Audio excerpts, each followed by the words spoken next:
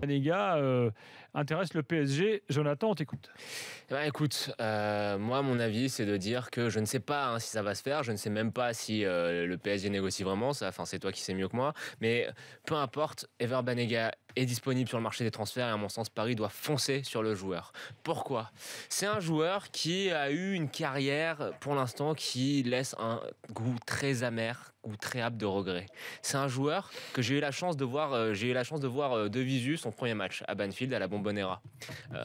Il débarque comme ça, c'est un petit jeune, il endosse, il marche dans les chaussons de Fernando Gago et il le remplace à merveille. Il enflamme la Bombonera à chaque match depuis son premier match.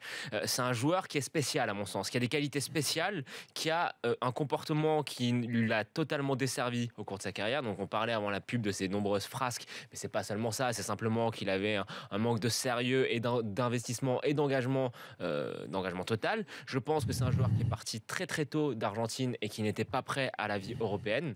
C'est surtout ça le vrai problème de la carrière de Banega, et ça l'a pénalisé toute sa vie. Il a eu la chance de rencontrer Unai Emery, qui l'a remis dans le droit chemin, comme on le disait très justement. Emery l'a pris à Valence, Emery l'a pris à Séville, et à mon sens, Emery serait bien inspiré de demander à ses dirigeants de le prendre à Paris. Pourquoi ? C'est pas parce qu'il est argentin, c'est pas parce qu'il a joué à Boca Juniors, c'est pas le tropisme sud-américain. C'est simplement le fait que c'est un joueur que je connais très bien et qui, je pense, a les qualités pour rentrer dans la rotation du milieu parisien. Si Banega vient à Paris, est-ce que c'est pour être titulaire ? Je sais pas.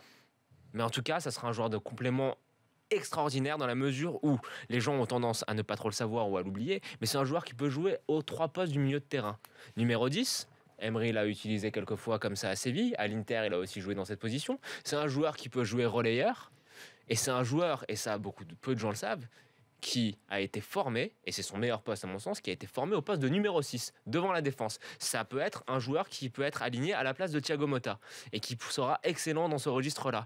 En Europe, on a eu tendance à le faire jouer un peu plus haut, parce qu'il avait des qualités techniques assez saillantes, et qui, en Europe, un milieu qui a des bonnes qualités, on va pas le mettre devant la défense, on préfère mettre des bourrins, c'est souvent le cas.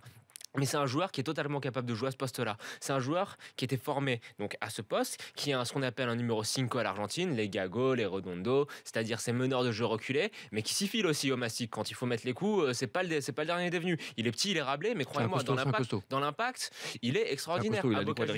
À Boca Juniors, si les gens se levaient, non pas sur ses passes, sur ses ouvertures, mais se levaient à chaque fois que le mec, il arrivait, il faisait des tacles, les 2 pieds décollés.